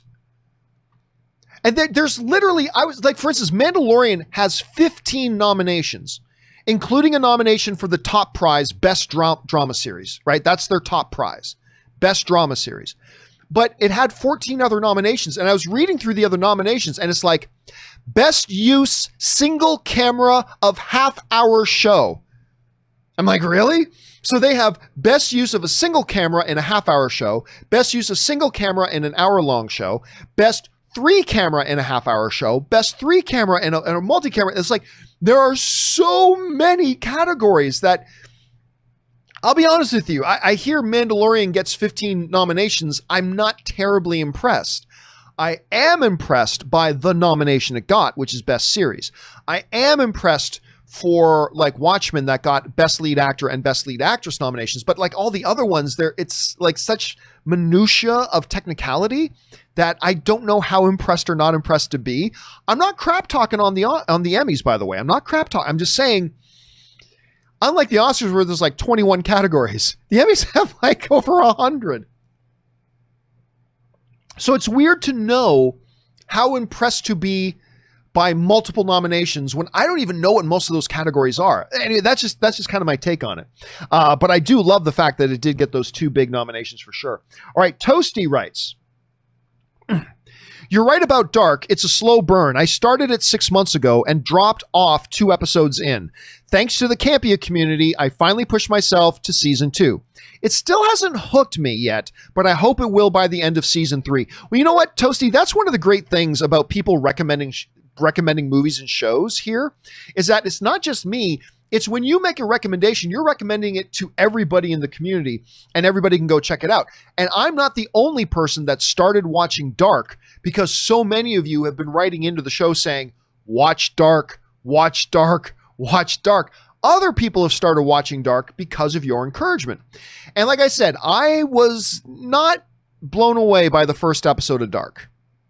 But I'm going to keep pushing, because so many of you guys say, yeah, it takes a little while for it to find its footing, but keep going. You're going to be happy that you did. So I'm going to take your word for it. I'm going to keep watching. But yeah, it's not just me who hears your guys' recommendations. So thanks for writing that in, Toasty. All right, next up, Superman Steve writes, John, I have to share this exciting news with you. On 13/8, I don't know what 13/8 is. Is that August 13th? Usually I put the month first. Anyway, I'm going to be watching, I'm assuming that's August 13th. I'm going to be watching Star Wars A New Hope for the first time in my life in a cinema. VMAX, Dolby Atmos. Man, I am so pumped. Dude, that is great. Ann and I are going tonight to go see Spider-Man Into the Spider-Verse at the drive-in. I thought it was going to be last Wednesday. It's actually this Wednesday. So Ann and I are going to a drive-in tonight.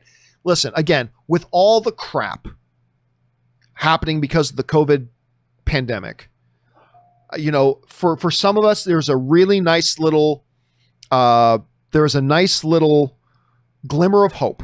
There's a nice little silver lining, which is getting to see, you know, in those areas where movie theaters are open and they need content, so they're playing some of these old classics. That's one of the great things. Being able to see these movies as God and nature intended in a movie theater, on the big screen, the way it was meant to be seen, getting to see these movies that maybe you might have thought we'd never get to see on the big screen again.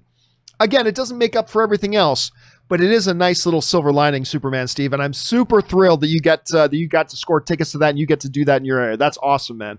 All right, Jason Ashcroft writes, hey, John, just finished my first semester of film school. That's awesome, dude. Congratulations. Up at the University of Utah. If it wasn't for you, I'm not sure I would be in this position right now. Thank you for your inspiring words. Also, what are your thoughts on House of Cards? All right. Well, first of all, man, congratulations. Everybody can whine and complain about what they want to do.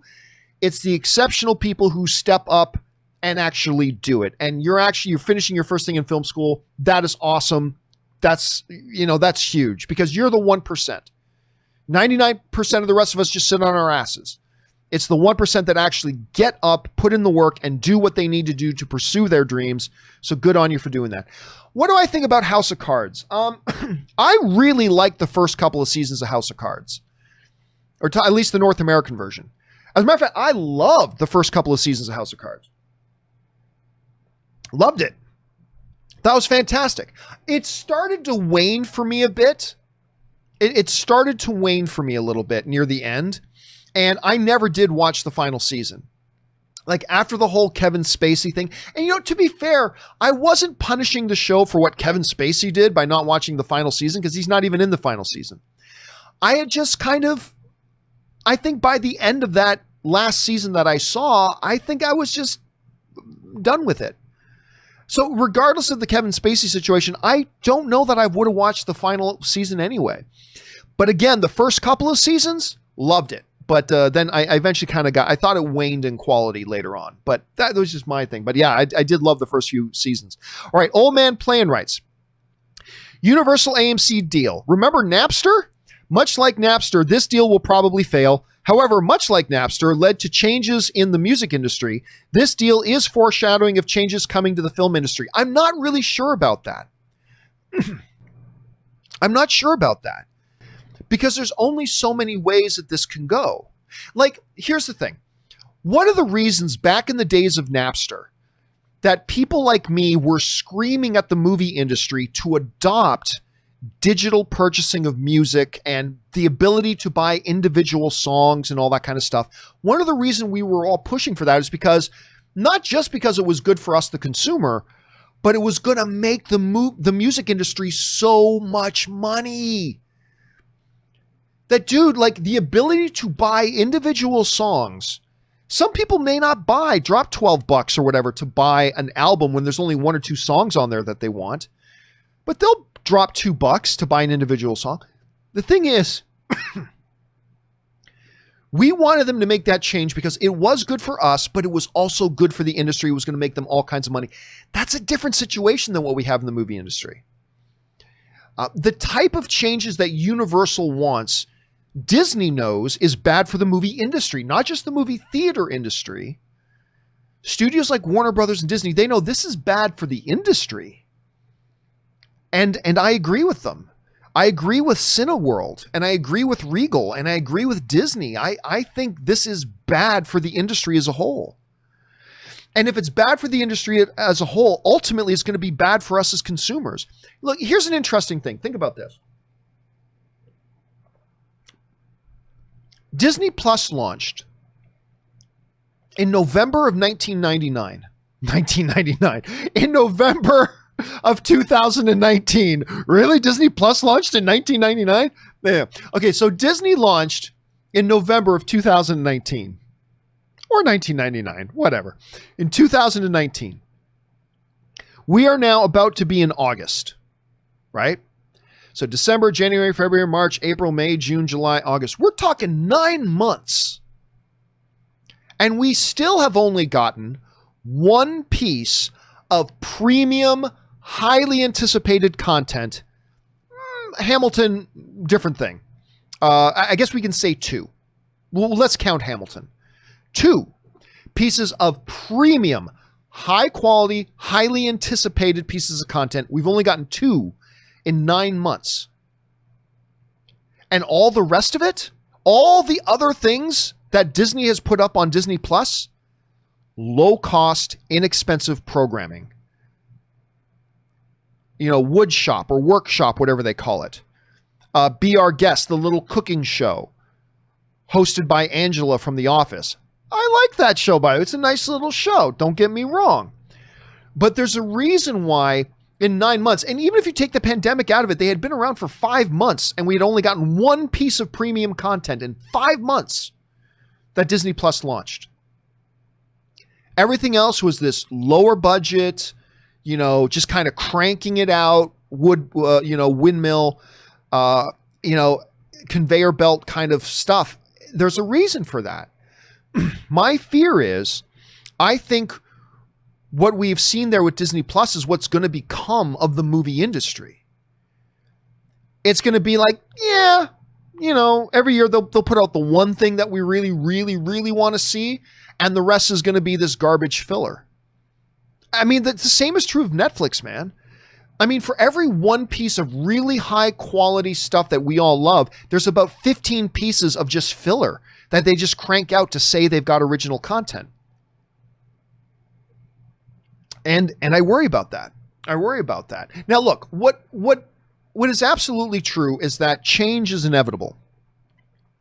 Change is 100% inevitable. And that includes the theater industry and the movie industry as a whole. But the changes have to be changes that still work for us as consumers and work for the industry to make sure we as consumers are getting the best product possible. With Napster and music, that assured that. It was a good deal for the consumer, and it was a new paradigm that ensured that we were going to get the best product, and the record labels were making money, the artists were making money, the consumers were getting good stuff. The changes that happen in the movie industry, and there are changes coming, for sure, but they have to be changes that accomplish that same goal. And I'm just not sure that this paradigm that Universal envisions is going to be the thing that does that. All right, let's keep moving here. I don't get likes rights. If Kevin Feige, you probably meant, if Kevin Feige left Marvel and told Warner Brothers he wanted to head the DCEU, do you think they would let him or have him still be under the Walter guy? That's Walter Hamada. That's going to be the easiest question of the day. They would instantly give the job to Kevin Feige, and there wouldn't be any discussion about it. They would give it to him immediately. It's like me doing the John Campea Show, right? It's like me doing the John Campea Show. Let's say I had a board of governors that was kind of oversaw the John Campea. Let's say I had a board of directors that oversaw the John Campea Show. I do a good job running the John Campea Show. I do. They like the job that I do. We have some success here. Great. Make no mistake about it. If Ryan Reynolds came along, who is far more entertaining, has a far bigger personality and all that. If Ryan Reynolds came along and said to the board of directors of the John Campea Show, I'd like to host the John Campea Show. Guess what? Tomorrow, the John Campea Show would be called the Ryan Reynolds Show. That's just the way it is, because that's clearly a big step up. So yeah, I think, look, Walter Hamada has done a great job. I love the job Walter Hamada's done over there. I really do. But if Kevin Feige comes along and says, hey, I'm leaving Marvel, I'd like to, give myself a new challenge with the DC universe. I'd like to come and take over the DC properties for you guys. Warner Brothers would give it to him like that. And that's no disrespect to Walter Hamada. There's no disrespect to him at all. If anything, it's an acknowledgement and an honor. So it's like, dude, if you were going to be replaced by anybody, it's going to be the most successful film executive in the history of the business. That's a little bit of a badge of honor. So it's no disrespect on Hamada at all. At least I don't think so. Okay, anyway, that's just my thought on that. All right. Ryan writes, hey, John, there's 2 upcoming UFC fights I can't wait for. We get Adesanya, the style bender, versus Costa September 14th. And now officially Khabib Nurmagomedov, versus, who is the greatest of all time, versus Justin Gaethje on October 24th. What are your picks? I'll tell you what, I think the closer fight out of those 2 is going to be style bender versus Costa. I think that's going to be the closer fight. I'm still picking Stylebender. I'm still picking Israel to win that fight, but I don't feel real. Costa's an animal, man. He's a beast. So I would put $5 on Stylebender, but I would not put 50. You know what I mean? So I'm picking Israel, but he's got a big job ahead of him there. Gaethje, I believe, poses the most legitimate threat to Nurmagomedov that he has ever faced. Khabib, I think this is going to be the biggest challenge Khabib has ever faced. He's still going to win. I feel like I would put $50 on Khabib winning that fight. I wouldn't put $100 on it because Justin Gaethje is a maestro of violence. He is the maestro of violence. He is awesome. I love Justin Gaethje. He's gonna prove to be a problem for Khabib, but I would still, Khabib is the greatest of all time. The only question for me is this. The Eagle that's Khabib just lost his father, who was also his lifelong head coach. He just lost his father and his head coach a number of weeks ago. Khabib's dad died, who was also for his entire life. He's the guy who taught Khabib everything he knows. He's been his head coach this whole time. How's that going to affect him? I don't know. I mean, no excuses, but something like that, losing your dad and your coach, that could affect him. And maybe, I'm not saying we will, I'm just saying maybe we could see a different Nurmagomedov than we've ever seen before, who's maybe not the same guy. Maybe. That could open the door for Gaethje a little bit. Perhaps. Maybe. Possibly. Don't know. We'll have to wait and see. But, I mean, right now, we just don't know. And we will have to wait and see. All right, let's keep things going here. Next up, we've got the sock rights. I think if G4, which we just talked about the other day, G4 is coming back. G4 is coming back. I think if G4 can feature vetted YouTubers as special guests, that would do really well for them.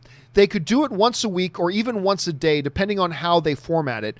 More importantly, they have to distinguish themselves from IGN because from IGN because they've dominated the entertainment news medium for a while now. So much so that I recall they used to have a competitor that I believe was on equal footing with them for almost was, and now I can't even remember the name of the company. Well, there's a lot of leading voices right now. Anyway, also, I really hope that they don't do any of those scripted jokes IGN does. You know the ones, and yes, they are that bad. Don't lie to yourself, because it really just turned me off from their videos. Also, they need someone equally as good as Kevin or Chris. All right. So for those of you who didn't hear, G4 is coming back, which is great. And even it's precursor Tech TV and all that kind of stuff. The days of, Leo Laporte. I still watch Leo Laporte quite a bit on his YouTube stuff and on his podcasting network. I like Leo Laporte a lot. I'm really into tech stuff. But back in the days of Leo Laporte and Kevin Piera and Olivia Munn and everybody else who was involved with that, Morgan and the video game stuff, it's coming back. I'm going to disagree with you, Sock. I don't think they should bring in YouTubers. Not that there's anything wrong with YouTubers. I'm a YouTuber. But because I think they need to differentiate themselves from YouTube. When Rob and I were talking about the return of G4 the other day, one of the things that we both mentioned was the fact that, hey, unlike back when G4 used to be on the air, now there's a huge thing of competition, and it's not IGN. It's YouTube.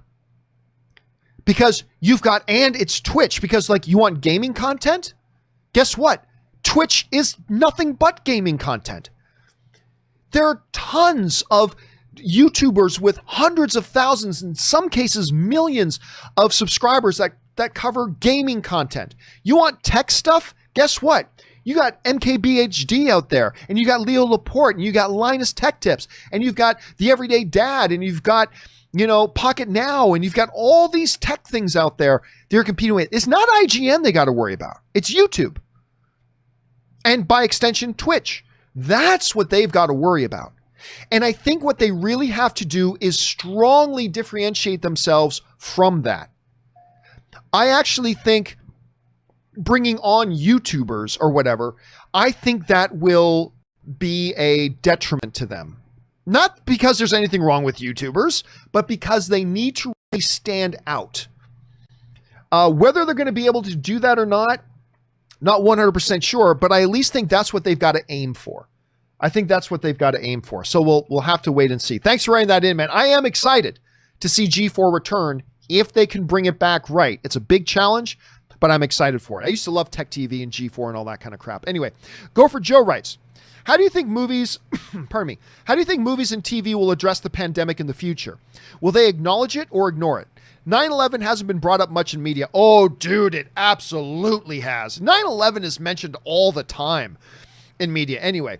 But because this affects everyone, do you think it'll be more prominent in future stories? Yes. Listen, we only have so many shows and movies about 9/11, but 9/11 is mentioned all the time in television and movies, and it's the events always. Now, yeah, but there's only so many movies you can make about 9/11, right? It was, one of the most infamous days in human history, but it was one day, and it affected a certain number of people in a certain way. It affected the whole world in many ways, and it's mentioned all the time. The pandemic, which is affecting the globe, and it's going on 5 months now, if not longer. Yeah, it'll be referenced. There will be some things that will be made specifically about the pandemic, much like there were things made specifically about 9/11. But outside of that, yes, I think you're going to see a lot of references in television shows and movies moving forward, even if it's just passing references to the lockdown, the quarantine, the pandemic, whatever. Yeah, I expect we're going to see a lot of that because I still hear to this day a lot of references, at least, to 9/11. I think we're going to get a lot of that about the pandemic and some things that will be specifically about it. Actually, I remember already hearing about a movie that's being produced right now about a heist movie during the pandemic, and the pandemic is set as the background to this heist movie. It's going to play an integral part. So it's already happening, and I do expect we'll see that moving forward as well.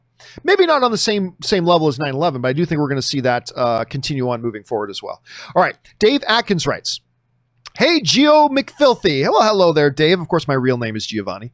Wanted to give a massive shout out to Special Effect a UK-based gaming charity doing amazing things, enabling disabled people. Oh, I have heard. I was going to say I've never heard of Special Effect, but now I know what you're talking about.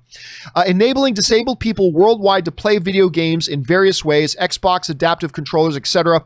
You should check out this work. I never knew the name of them, but I have seen specials on this before, and it's amazing stuff they do. Like they make like apparatus and basically technology stuff to give accessibility to the world of video gaming to people with disabilities.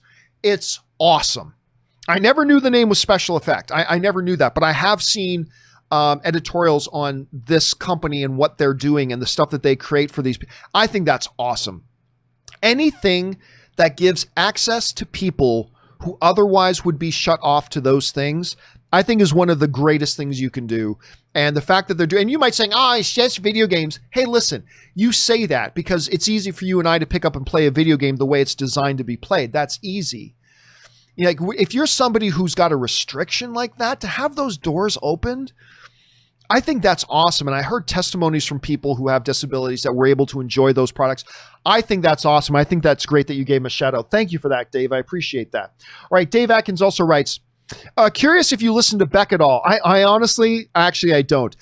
He is hands down my favorite musician of all time. His ability to tackle funk, soul, blues, rock, and many other genres with his far out there sarcastic lyrics and amazing sound melodies is nothing short of sublime. I got to admit, I have never been into Beck. Not that I dislike Beck. Don't misinterpret me. I'm not saying I dislike Beck. I'm just saying I never got into Beck, and I couldn't tell you the name of one Beck song. And that's coming from some guy, from a dude who used to play in bands when I was younger. I never really did get into Beck and his stuff. So I have no idea from it, but I know a lot of people who are totally into Beck. So you are completely not alone in that, Dave. Thanks for bringing that up. All right. Santos Ramirez writes, hey, John and friends, I got a question about the Emmys. What is meant by lead actor in a limited series or movie? Because Bad Education, could they put it up for an Oscar? This may be a dumb question. I am so curious about this. Listen, the topic about movies that are on Netflix or Hulu or Amazon Prime or HBO, should those be Emmy or should those be Oscars? And listen, in the Academy itself, there's still a lot of discussion about that. Look, Netflix is a stream-to-television service. So there are those who argue that if you make a movie for television, just like through all of television history, CBS has always had their movie of the week. NBC has made movies exclusively for NBC and all that kind of stuff. And those have never been Oscar eligible. They've always been for the Emmys. You honor those movies at the Emmys because they're television. So there's still an ongoing discussion today about what do we do with movies that are movies, but they're meant for television? Traditionally, those have always been the category of the Emmys. So shouldn't that be the place where those movies get honored? Or do they get honored at the Oscars, which is traditionally meant for movies that play theatrically? So it's still a discussion going on. I still think they're feeling it out. So I don't know. It's a good question. What's it like? Why wasn't Bad Education? Why is Bad Education able to be considered for an Emmy when another movie made on Netflix isn't considered for an Emmy, but instead is considered for Oscars? Like, and again, we're still living in a very transitional period. And I still think there are people much smarter than you and I, way above our pay grade, that are struggling with that issue right now. And I think in the next year or two, we're going to get a clearer picture of that. But yeah, man, you're thinking about the high level questions that are being asked at the highest level. So good on you. All right. Glenn writes, hey, John, apparently China will remove the 2-hour limit from August. Tenet has received approval and a release date is imminent. May have something to do with the recent WB change of heart. Good news, as more studios can look at international markets first, US later strategy. Well, I haven't heard about that yet, but I'm not surprised. I'm not surprised. Because remember, when China had into that rule that we're limiting movie lengths in our theaters to 2 hours. It was their response to COVID, one of the ways of keeping it, because their rationale was, if you are in a movie theater with somebody who has COVID, The longer you're in that theater, the greater the risk. The less amount of time you're in the theater, the less the risk. So they said, okay, one of our procedures is going to be, we're going to limit movies to 2 hours runtime. But they never said that was permanent, and they never said how long that would be. And if they have lifted that restriction already, I wouldn't be surprised. Again, I haven't seen that announcement myself, but if that is what they have done, I'm not surprised. It doesn't surprise me that they lifted that restriction already. Anyway, but thanks for bringing that up, Glenn. I'm going to have to go and read into that. All right, Casey the Sledge Storyteller writes, hey, John. Recently, I mentioned in a post that I started self-publishing my own comic, which is awesome. Self-publishing is great. When you just talked about your embarrassing Star Wars fan film, it reminded me of my own embarrassing early writings. Still, how bad could the fan film be if it won awards? I'm telling you, for those of you who know what Casey's asking about, I made me and a bunch of friends made a Star Wars fan film years ago called Rise of the Trades. And we loved it. And we played it in sold out theaters, and we won a couple of fan film awards and all that kind of stuff. I hadn't seen it in over 10 years. And one day my buddy Rodney messages me and says, hey, I came across, because we made DVDs with proper cases and everything. He goes, I came across my copy of Rise of the Trades. I'm like, oh my God, I haven't seen that in like 10 years. I've never showed it to Ann. Can you send it to me? So he's like, yeah. So he puts it in the mail, sends it to me, and I start talking to my wife, right? I'm like, oh, baby, I'm going to show you this thing. You're going to be so in love with me because I'm so talented, and you're going to love this thing. It's so awesome. We won awards for it. And so it shows up. Ann and I make some popcorn, sit down to watch. It's only like 20 minutes long. We sit down to watch it, and I could not believe how unbearably awful it was. And it was all my doing. And it was bad. It was so bad. And I have since then forbade anybody from ever watching it again. So yeah, I mean, I remember it being great until I watched it again. It's like, whoops, that was something awful. All right. Thanks for running that in, man. All right, just time for one more, guys. This one comes to us from James Bonner, who writes, what the hell are AMC and Universal thinking? I guess they're trying to figure out a new way of featuring their product and therefore creating revenue, which is all business obviously needs to do. But this idea is absolutely ridiculous. Listen, James, you're clearly not alone in that. Other movie theaters are coming out and saying this is idiotic.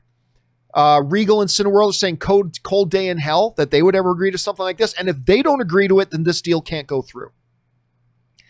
It is now, look, Universal is just trying to do what's good for Universal. You can't blame them for that.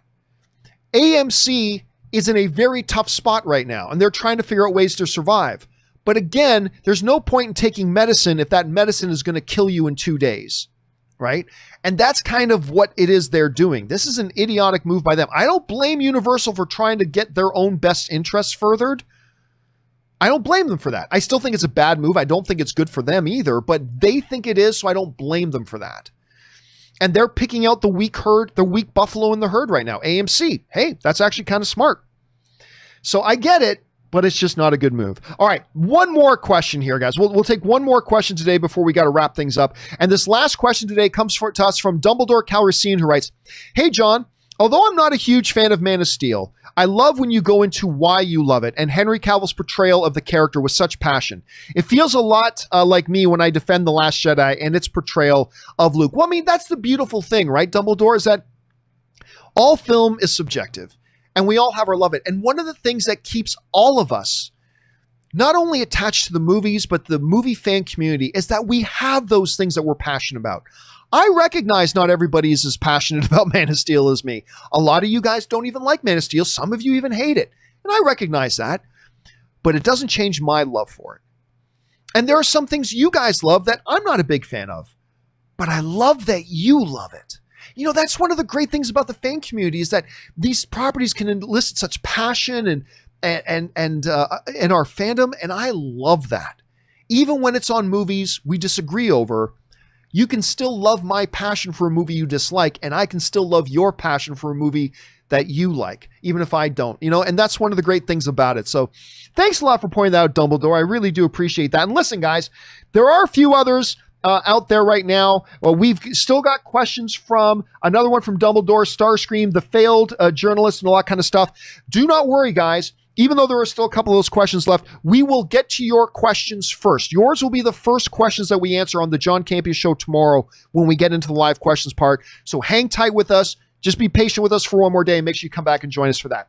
All right, guys, that will do it for today's installment of the John Campea Show. Thank you so much for being here, and a special thank you to all you guys who sent in those questions. Number one, because you gave us great fun things to talk about, and number two, you supported this channel while you did it. So thanks a lot, guys. My name is John Campea, and until next time, my friends, bye-bye.